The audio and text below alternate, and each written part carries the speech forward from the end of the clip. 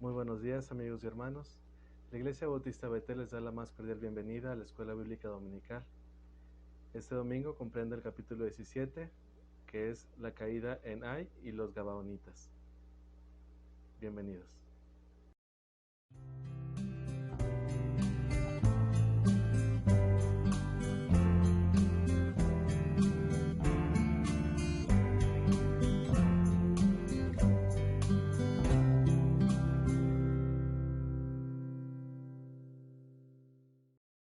Antes de todo, me voy a permitir hacer una oración.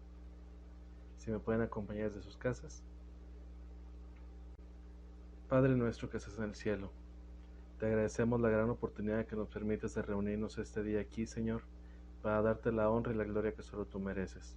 Sabemos que las condiciones no son buenas, Señor, para estar reunidos físicamente, que tenemos que guardar la distancia para evitar los contagios en esta pandemia, Señor. Pero te agradecemos estos medios con los cuales podemos acercarnos, aunque no sea físicamente. Te pido, Señor, que seas tú el que hable a través de tu siervo, Señor, que sea tu voz la que se escuche, que sea tu mensaje el que llegue a todas las personas que puedan escucharlo y no mi opinión. Que no se escuche nunca la opinión de hombre, Señor, sino tu palabra, y que no se le añada ni se le quita ni un punto ni una coma a la misma. Te pedimos todo esto en nombre de tu Hijo amado Cristo Jesús. Amén. Muy bien, hermanos, vamos a comenzar con la caída de Ai y los Gabaonitas, la cual comprende de el capítulo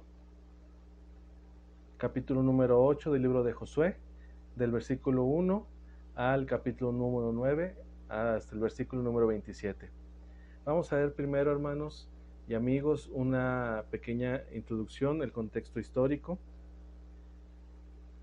Recordemos que venían de un peregrinaje muy largo, que venían de 40 años en el desierto, venían ansiosos, venían con la esperanza de llegar a la tierra prometida que les había dicho Jehová, venían con la firme esperanza de que iban por fin a reposar.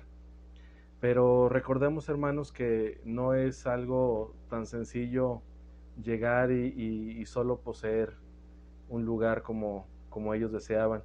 Tuvo que haber una preparación muy grande, tuvo que haber un peregrinaje, y durante muchos años Dios estuvo preparando a sus líderes.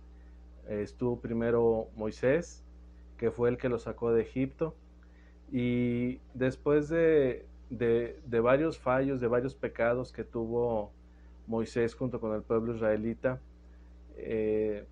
Dios decidió que él no podía entrar a la tierra prometida, que su planta no iba a pisar la tierra que les había prometido a esa generación. Entonces Dios decide levantar de entre su pueblo a otro líder, a un hombre que podemos ver en el libro que lleva su nombre, que era una persona de mucha fe, una persona muy aguerrida, una persona muy buena ante los ojos de Dios, hermanos. Y antes de que todo esto pudiera suceder, Josué tuvo una preparación para su ministerio. ¿De qué nos habla esto, hermanos? Que cualquiera que pretenda guiar al pueblo de Dios necesita una preparación muy grande, y cualquiera que pretenda pertenecer al pueblo de Dios necesita prepararse, necesita ciertas características que cumplir. Con esto no quiero decir, hermanos, que vamos a por medio de las obras a ganar la salvación ni la permanencia junto a nuestro Señor Jesucristo. Simplemente que los cristianos necesitamos cumplir ciertas características para poder cabalmente considerarnos cristianos. Podemos ver que Josué tuvo una preparación muy grande para el ministerio. Si alguien puede ver en su casa en la Biblia, en Éxodo 17:9, 17:10 y 17:13 al 14, vemos cómo Josué guió la batalla victoriosa contra los amalecitas, que era uno de los pueblos asentados en esa región. En Éxodo 24 al 13 vemos cómo Josué, el siervo de Moisés, acompañó al líder judío al monte de Dios. Vemos cómo primero fue una misión de acompañamiento con Moisés, él fue aprendiendo poco a poco, él fue poco a poco adquiriendo algunas características y algunas habilidades que Dios necesitaba en él para que él fuera el líder que introdujera a su pueblo a la tierra prometida. Recordemos que Dios no llama a los equipados, Dios equipa a los llamados. Entonces, cualquiera podemos considerarnos aptos de ejercer algún ministerio para el Señor. Simplemente tenemos que recordar que necesitamos una preparación previa y tiene que ser una preparación muy a conciencia y muy fuerte, hermanos. En Números 13, 16 podemos recordar que el nombre anterior, el nombre original, si se puede decir de esta manera, de Josué, era Oseas, que significa salvación, y Moisés lo cambió a Josué, que significa el Señor salva. En Números 14, del 6 al 10 y 14, 30 y 38, podemos ver cómo Josué junto con Caleb fueron uno de los 12 espías que envió Moisés a la tierra de Canaán para que ellos investigaran cómo estaban los pueblos, los ejércitos, a ver qué posibilidades tenían ellos de poder conquistar la tierra prometida. Y recordemos que de los 12 que mandaron, solamente Caleb y Josué fueron los que regresaron con noticias alentadoras. Entonces, esto nos habla, hermanos, de no solamente una formación, nos habla también de una forma de ser, una forma de ver las cosas, y esto pues solamente se puede a través de dejarnos vencer y que Dios sea el que nos guíe, hermanos. En Números 27, el 18 al 23, vemos cómo Josué fue comisionado para el servicio espiritual por primera vez para ayudar a Moisés. Ya habían pasado algunos años y vemos cómo a través de la experiencia Josué pudo ir escalando algunos peldaños, si se puede llamar de esta manera, junto a Moisés en su preparación. Como antecedente histórico también vamos a ver cuáles eran los pueblos que estaban alrededor de la tierra prometida. Estos los podemos encontrar en Éxodo 34 del 10 al 17, Deuteronomio 20, 17 y Josué 3, 10, 9, 1 y 24, 11. Es solamente por dar una pequeña semblanza, un pequeño resumen de los pueblos. Recordemos que a veces, al menos para mí es un poco difícil. Por ejemplo, cuando leí el libro de Números fue un poco cansado, si se puede decir de esta manera. Me parecían muchos nombres, algo muy tedioso, pero recordé que leí en alguna parte que si Dios lo escribió es porque de algo nos servía, hermanos. Entonces, pues agarrar aire y pensar que es algo que Dios quiere que sepamos. Recordemos que debemos tomar la palabra de Dios como tal. La palabra de Dios viene directamente de Él, viene inspirada de Él, y debemos de tomarla como es, como Dios nos está hablando a través de estas letras. Y esto es como podemos saber lo que Dios quiere de nosotros. Anteriormente los hombres en la antigüedad tenían el privilegio de algunos de poder hablar directamente con Dios. Ellos podían elevar su voz, Dios los escuchaba y Dios les contestaba, hermanos. Nosotros no tenemos ese privilegio de escuchar la voz directamente de Dios, pero a través de la oración podemos hablarle a nuestro Padre y Él nos escucha siempre, hermanos. Siempre nos escucha cuando oramos, cuando le pedimos algo. De hecho, Él sabe todo antes de que nosotros se lo pidamos, pero es necesario que nosotros elevemos la oración y nuestras súplicas a Él para que Él nos escuche. Y la forma en la que Él nos contesta, una de ellas es a través de su palabra. Entonces es importante que la leamos, que la estudiemos sobre todo, porque no es lo mismo leerla como un libro, ojearla. Ya leí 5 páginas, 10 páginas, 20 páginas, lo que alcance a leer cada uno a su ritmo, pero es diferente cuando la estudiamos, cuando meditamos en ella, la analizamos y sacamos una conclusión y algo que nos pueda servir. Entonces, vamos a ver los pueblos que estaban alrededor de la tierra prometida. En primer lugar tenemos, esto es por orden alfabético solamente, a los amalecitas, que eran los descendientes de Amalek, el nieto de Esaú. Eso podemos encontrarlos en Génesis 36:12. No vamos a leer los capítulos porque sería muy extenso, y vamos a tratar de que sea algo rápido. Ellos fueron quienes moraron al sur de Palestina, en el Negev. Después tenemos, siguiendo este mismo orden, a los amonitas, que eran los descendientes de Benjamín, el nieto de Lot e hijo de su hija menor. Esto lo encontramos en Génesis 19:38, quienes vivieron al este del río Jordán y al norte de Moab. En tercer lugar tenemos a los amorreos. Es un término general para los habitantes de la tierra, pero especialmente para los descendientes de Canaán, quienes habitaron a ambos lados del Jordán. En cuarto lugar tenemos a los cananeos. En términos generales, estos son los descendientes de Canaán, hijo de Cam, hijo de Noé. Lo encontramos en Génesis 10, del 15 al 18, e incluyó a muchos de los otros grupos aquí mencionados. En quinta instancia tenemos a los edomitas, los descendientes de Esaú, que se establecieron al sureste de Palestina, y lo encontramos en Génesis 25:30, en la tierra de Seir. Sexto lugar tenemos a los giblitas, pueblo del antiguo puerto que más tarde se conoció como Biblos, a unos 32 kilómetros al norte de Beirut moderno, y lo encontramos en Josué 13:15. En séptimo lugar tenemos a los jesuritas. Eran los habitantes de Jesur, al este del Jordán y al sur de Siria. Lo encontramos esto en Josué 12:5. En noveno lugar tenemos a los gergeseos, una tribu que descendió de Canaán, la cual fue incluida entre la población general de la tierra sin identidad geográfica específica. Eran de esos pueblos nómadas. En décimo lugar tenemos a los gerzitas, un grupo poco conocido que vivió en la parte noroeste del Negev antes que fueran destruidos por David. Esto lo podemos encontrar en la primera de Samuel 27, 8 y 9.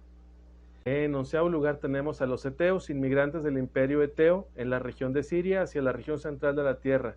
Esto lo podemos encontrar en Génesis 23:10 y segunda de Samuel 11:3.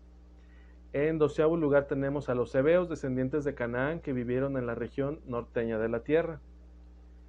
En decimotercer lugar tenemos a los horeos, residentes antiguos de Edom, de un origen desconocido, que fueron destruidos por los descendientes de Esaú, y esto lo encontramos en Deuteronomio 2:22. En decimocuarto lugar tenemos a los jebuseos, descendientes de Canaán, que moraban alrededor de Jerusalén. Lo encontramos en Génesis 15:21 y en Éxodo 3:8. En decimoquinto lugar tenemos a los eneos, una tribu madianita que originalmente moraba en el Golfo de Acaba.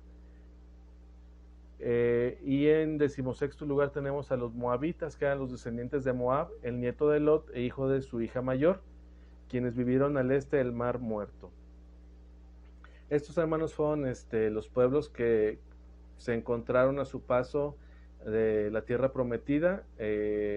Los israelitas eran, como podemos ver, muchísimos grupos de personas que estaban habitando la tierra, pero en su gran sabiduría Dios decidió que eran pueblos idólatras, pueblos que seguían a otros dioses, si se puede llamar así. Entonces Dios, por medio de la promesa que les había hecho, les entregó la tierra prometida y tenían que exterminar a estos pueblos, hermanos. Vamos a ver a continuación unas fotos, hermanos, de cómo están en la actualidad esta tierra.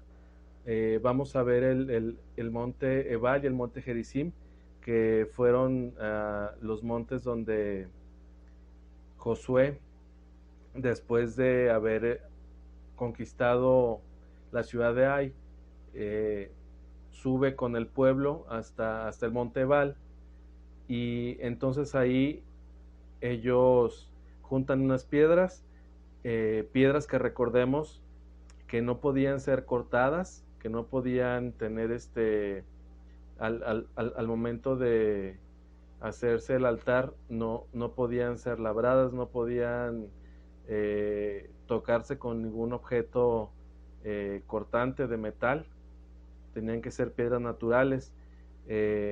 Esto era para que no hubiera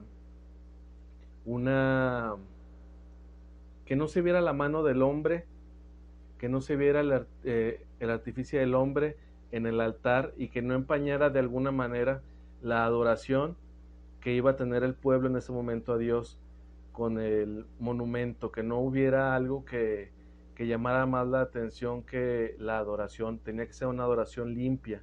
Por eso Dios les ordena en Deuteronomio, por medio de Moisés, que se hiciera de esta manera, que no hubiera una labranza en las piedras. Entonces vemos que en el monte Ebal el pueblo se reúne para escuchar la ley de parte de Josué. Y algo muy interesante, hermanos, es que Josué lee la ley completa. Lee la ley completa. Y esto nos habla de que muchas veces nosotros pasamos por alto ciertos libros, ciertas partes que no nos gusta de la Biblia, pero tenemos que leer la ley completa. La ley es la palabra de Dios y tenemos que estudiarla completa. Esto es algo que significó mucho para el pueblo de Israel. Y recordemos que en el monte Ebal, después de eso, se leyeron las maldiciones que había escritas en la ley, y en el monte Gerizim se leyeron las bendiciones. Estos montes estaban a los lados de la antigua ciudad de Siquem. Después en esta foto que vemos aquí, hermanos, son los vestigios de el altar que erigió Josué con el pueblo en el monte Ebal. Esto lo pueden encontrar ustedes en Google Maps. Buscan el monte Ebal, el monte Gerizim, y está todos los vestigios arqueológicos de estos dos montes. En este mapa podemos ver lo que era el territorio de Canaán. Vemos el monte Ebal, el monte Gerizim. Más abajo encontramos Betel y Jerusalén, y entre Betel y Jerusalén está la ciudad de Gabaón y la ciudad de Ai. Encontramos que está también Gilgal y Jericó. Son regiones muy cercanas. Vamos a continuar ahora con las diapositivas. En la primera diapositiva podemos ver el fondo histórico. Nos menciona que el valle de Siquem se encontraba rodeado por los montes Ebal y Gerizim a los lados. En el lado norte se encontraba el monte Ebal, que era un poco más alto y era un monte sin mucha vegetación. Por el contrario, el monte Gerizim era un monte más bajo y con una vegetación abundante. Al oriente está el río Jordán, y al poniente de este hay varias montañas, entre ellas Betel, y fue el área donde los hebreos permanecieron las primeras semanas de su entrada a Canaán. La emboscada de ahí está resumida en el capítulo 8 del libro de Josué, del versículo 1 al 16. Nos habla de que Jehová da una serie de instrucciones de cómo atacar Ai, con la promesa de una victoria, y a diferencia de la primera vez, vemos que Josué y el pueblo hebreo consultaron a Jehová. Josué recibe unas instrucciones y además nos menciona que comienza sus actividades muy de mañana. Esto nos habla de que a Dios no le gusta la flojera, no le gusta que se pospongan las cosas. Josué revisa las tropas, asegura de que todo esté en orden y de que todo esté como se había previsto, y repasa la estrategia a seguir. Esto nos habla de la planeación que debe de haber en nuestra vida, de cómo las cosas no pueden suceder por casualidad. Dios tiene un plan para nosotros y nosotros debemos de orar a Dios siempre para poder consultar cuál es su plan y recibir su guía. En los versículos del 17 al 29 nos habla de la caída de Ai. La ciudad de Ai cayó bajo la emboscada de los hebreos.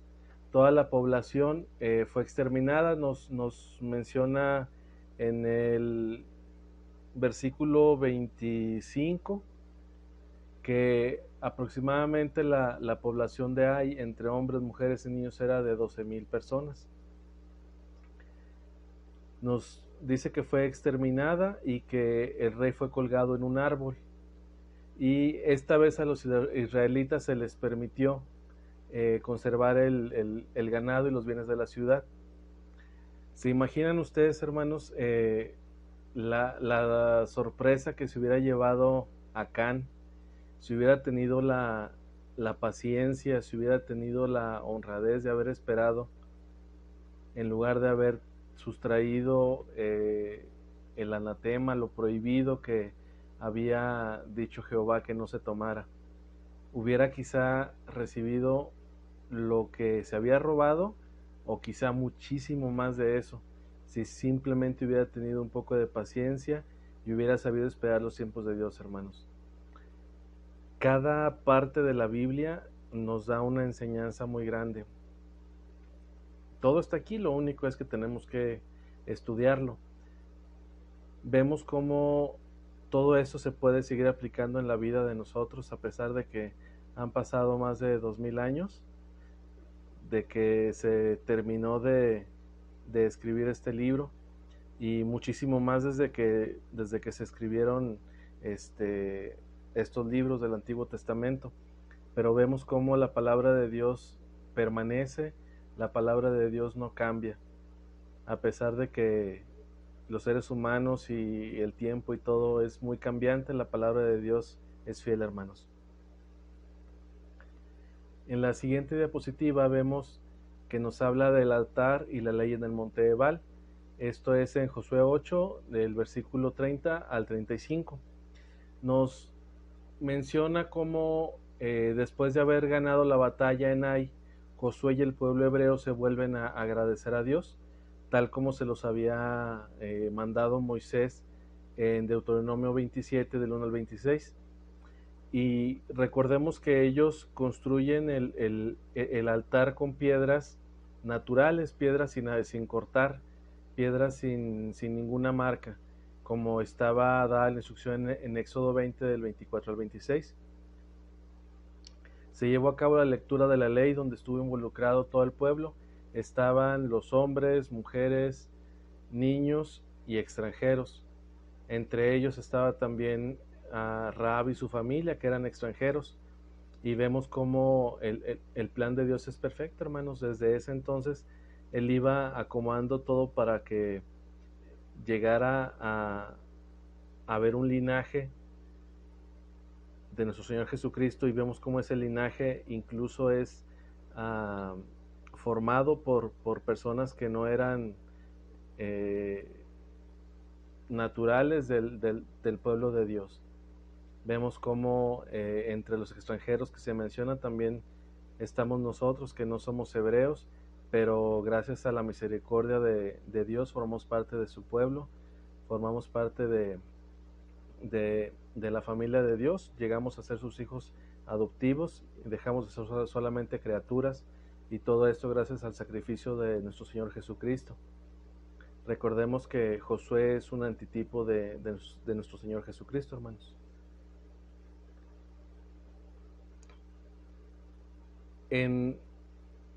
Entrando al capítulo 9, en el versículo 1 y 2, vemos la alianza contra Israel.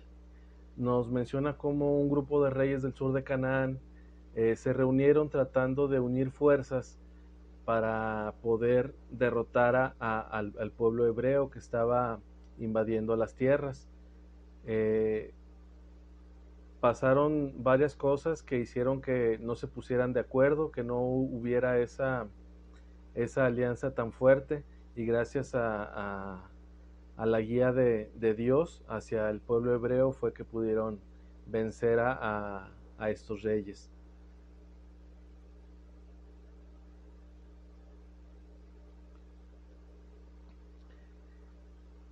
En el capítulo 16 al 27, perdón, el versículo 16 al 27 del capítulo 9, nos relata cómo los gabaonitas, que eran estos de aquí arriba,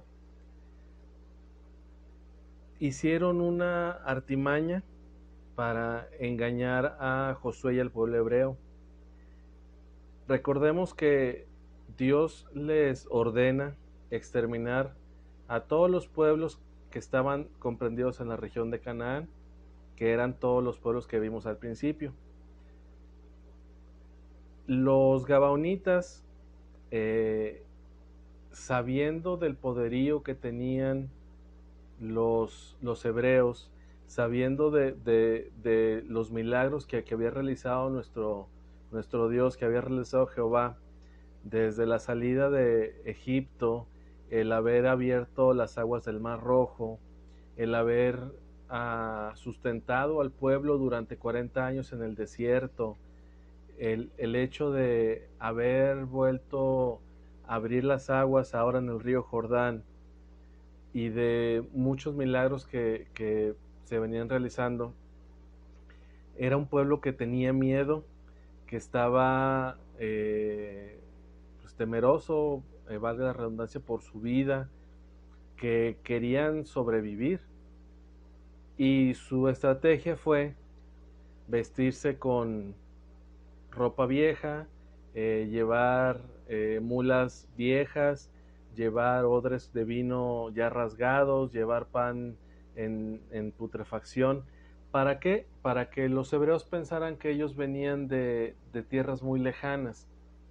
Recordemos que pues no había la refrigeración, no existía nada que conservara los alimentos ni nada, y eran distancias muy grandes, no había como ahora los medios de comunicación que tenemos, los autobuses, los aviones, para poder llegar de una manera rápida de un lugar a otro. Tenía que hacerse o caminando o si tenían los medios, pues en mula, cuando mucho, en caballo, algunos. Entonces, lo que hicieron fue engañarlos y llegaron con los hebreos y les dijeron que pues ellos querían hacer una alianza, que venían a adorar a Jehová, que habían escuchado de su grandeza, de sus milagros. ¿Y qué fue lo que pasó, hermanos? Que Josué y los hebreos se la creyeron. Y se la creyeron, ¿por qué? Pues por el ego. Porque ellos se dejaron inflar con todas las adulaciones que les hicieron los gabaonitas. Ellos se dejaron llenar la cabeza de todas estas cosas. Llegaron diciéndoles que pues eran los mejores, que querían estar ahí con ellos, convivir con ellos. Entonces, el error de los hebreos y de Josué fue que no consultaron otra vez a Dios. No le pidieron a Dios su guía, no, no pensaron, se apresuraron, dieron una respuesta antes de tiempo. ¿Y qué pasó? Que los engañaron. Entonces, cuando hacemos las cosas de manera precipitada, sin consultar la voluntad de Dios, es lo que va a pasar en nuestra vida siempre, hermanos. Vamos a hacer las cosas mal y no vamos a ir por el camino que Dios nos indica. Después de que se dieron cuenta del engaño, lo que les salvó a los gabaonitas era que los hebreos todavía en aquel entonces eran muy cuidadosos de los juramentos, que es algo que debe de hacerse porque es algo que viene en la Biblia. Nos menciona aquí la Biblia que es algo muy serio, un juramento. El dar la palabra debe de ser como si uno firmara ante un juez o ante cualquier cosa. Es algo que debe de cumplirse. La ventaja que tuvieron los gabonitas fue esa, el hecho de que tuvieron que honrar su palabra y entonces les perdonaron la vida. Pero el castigo fue que los pusieron a trabajar como leñadores y como aguadores para ellos en los templos.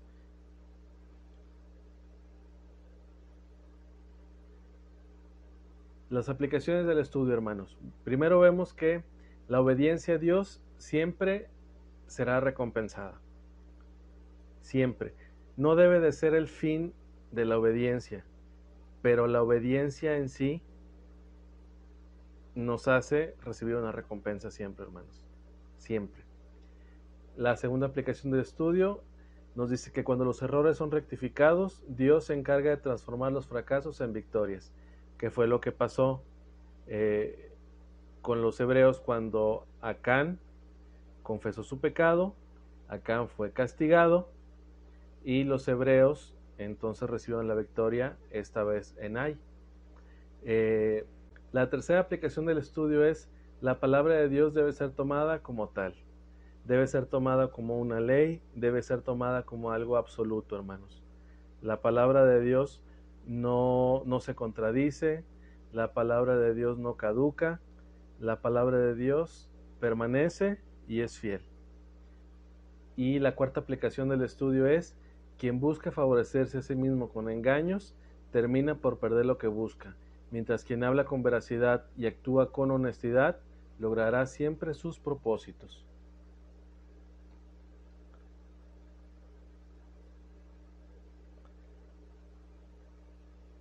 Nuestro versículo clave, hermanos, Josué 9:25. Ahora pues, henos aquí en tu mano, lo que te pareciere bueno hacer de nosotros, hazlo.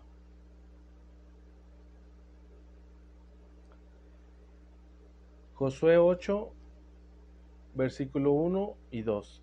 Dios acerca al creyente para darle ánimo.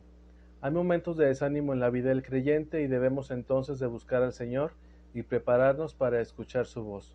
Recordemos que siempre está Dios a nuestro lado, hermanos. Él nunca nos deja. Recordemos que los que nos alejamos de Él somos nosotros. Él siempre está ahí cuando lo necesitamos. Josué 8:35. El creyente y la palabra de Dios. Debemos apartar y con disciplina mantener un tiempo de concentración en la palabra escrita del Señor para comprender lo que Dios desea comunicarnos. Lo que les comentaba en un principio, hermanos, debemos de tener un tiempo para el estudio de la palabra de Dios, de la Biblia, no solamente leerla, sino estudiarla, meditar para poder comprenderla y para poder comprender lo que Dios nos quiere decir a través de ella. Porque siempre que nosotros la escudriñemos, vamos a encontrar algo que Dios nos quiere decir a nosotros. Josué 9, del 9 y 10. El creyente debe cuidarse de dar su palabra sin consultar la voluntad de Dios. La Biblia señala como cosa seria un juramento. El creyente debe buscar la voluntad de Dios antes de dar su palabra. Es mejor demorar una respuesta. No hay necesidad de apresurarse en formar una amistad que a la larga va a perjudicar en vez de ser una bendición. Y la última diapositiva nos dice: Dios está vivo, adórale activamente y sentirás su presencia y bendiciones. Y ahora, hermanos, vamos con lo que todos esperaban, las preguntas. Lea su Biblia y responda. Vamos a leer Josué 8, versículo 1 y 2. Responda a las siguientes preguntas. Escriba las órdenes entregadas por Dios a Josué. ¿Cuáles fueron? Toma toda la gente de guerra, levántate y sube contra Ai. Toma Ai y su rey, como en Jericó. Tomaréis para vosotros su botín y su ganado. ¿Le atinaron, hermanos? El inciso B, ¿cuál es la promesa de Dios? Jehová entregará en mano de Josué Ai. Inciso C, ¿fue la ciudad de Ai puesta bajo anatema al igual que la ciudad de Jericó? ¿Por qué? No, porque no había pecado. Inciso D, ¿qué estrategia debía usar Josué para conquistar la ciudad? La respuesta es poner emboscada detrás de la ciudad.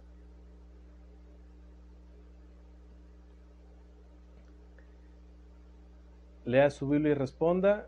Lea Josué 8, 32 y 33 y escriba. ¿Qué escribió Josué? ¿En qué lo escribió? ¿Y delante de quién lo escribió? escribió las leyes de Moisés en unas piedras del altar en el monte Ebal y delante de los hijos de Israel.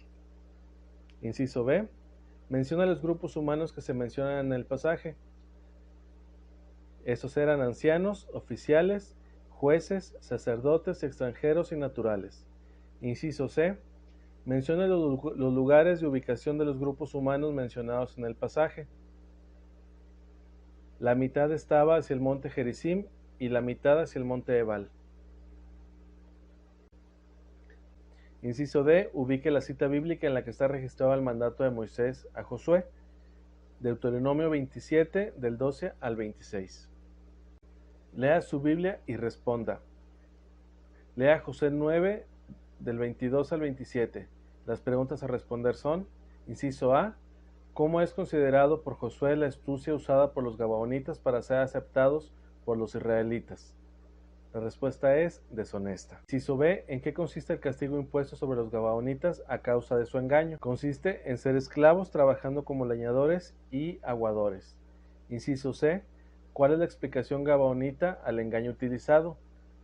Que habían temido por sus vidas. Inciso D. ¿Cómo reaccionaron al castigo implantado? Reaccionaron agradecidos.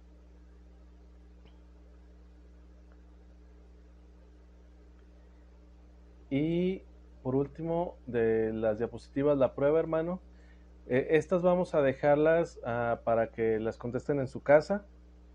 La pregunta 1 es: ¿por qué Dios insiste en decirle a Josué, no temas ni desmayes? Si alguien quiere contestar en los comentarios, bienvenidos, hermanos. La pregunta 2 dice: ¿qué indujo a los gabaonitas a engañar a Josué? Pregunta número 3: ¿qué lección aprendemos de la experiencia de los gabaonitas? Pregunta número 4: ¿cómo podemos mostrar reverencia y respeto hacia la palabra de Dios? Y les recuerdo las lecturas bíblicas para el siguiente estudio. Serían Josué 10, del 1 al 43, y Josué 11, del 1 al 23, y Josué 12, del 1 al 24. Vienen aquí unas sugerencias de cómo pueden distribuirlas durante la semana para que no se les haga tan pesado. Bueno, y en resumen, hermanos, vemos cómo el pecado nos aleja de Dios, el pecado nos aleja de la victoria que Dios nos tiene por segura en nuestra vida. Vemos cómo el hecho de no tomar en cuenta a Dios para nuestras decisiones en la vida nos hace pecar, y eso por consecuencia, como dijimos, nos aleja de Dios. Por eso la importancia de orar todos los días, hermanos, de estar en comunión con el Señor, de, a pesar de no poder reunirnos en el templo, cada uno tener su devocional, cada uno tener sus estudios bíblicos, además de los que podamos tener compartidos aquí en la página de la Iglesia Bautista. Cada uno debe de tener su propia relación con Dios y su estudio en casa. Recordemos que a principios de año nos pasaron por ahí unas hojitas donde nos daban un plan de lectura bíblica. No sé si todos lo estemos llevando a cabo.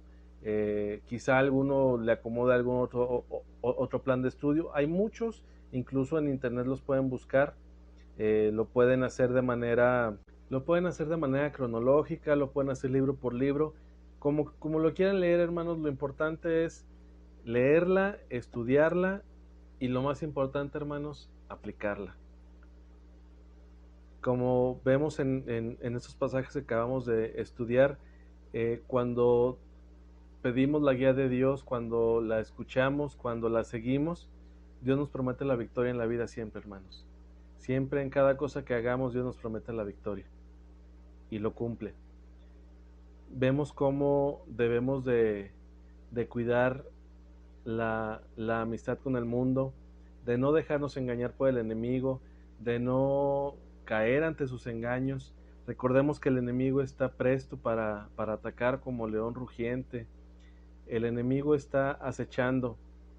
Hace unos días platicaba con mi esposa y decíamos que muchas veces ahora con todo lo que está pasando esta pandemia, esperamos a veces que el demonio llegue en forma de ruina, que llegue en forma de algo malo. Obviamente siempre la finalidad del demonio, del enemigo, va a ser que acabemos mal, que acabemos a su lado. Pero la forma en la que se presenta a nosotros, la Biblia lo dice, cuando venga el anticristo, va a venir imitando a Jesucristo, va a venir como una persona buena, una persona que va a decir que nos va a salvar, va a venir como una persona que se muestre bondadosa, que se muestre milagrosa, imitando los milagros que hacía Jesucristo.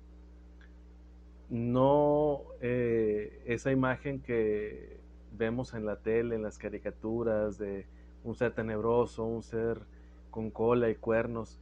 Eso es algo folclórico, es algo del folclore religioso nada más, hermanos.